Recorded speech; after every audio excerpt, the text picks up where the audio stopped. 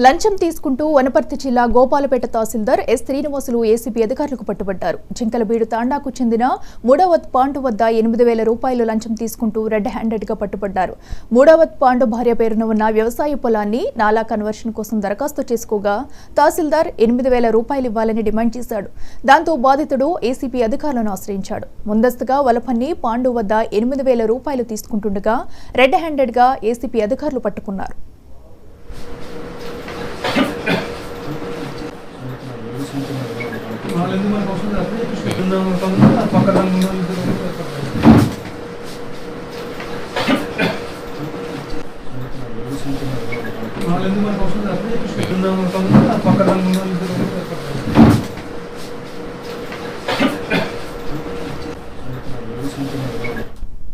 లంచం తీసుకుంటూ వనపర్తి జిల్లా గోపాలపేట తహసీల్దార్ ఎస్ శ్రీనివాసులను ఏసీపీ అధికారులు పట్టుకున్నారు. జింకలబీడు తాండాకు చెందిన 3వ పాండు వద్ద 8,000 రూపాయలు లంచం తీసుకుంటూ రెడ్ హ్యాండెడ్ గా పట్టుబట్టారు. 3వ పాండు భార్య పేరున ఉన్న వ్యవసాయ పొలాన్ని నాలా కన్వర్షన్ కోసం దరఖాస్తు చేసుకోగా తహసీల్దార్ 8,000 రూపాయలు ఇవ్వాలని డిమాండ్ చేశాడు.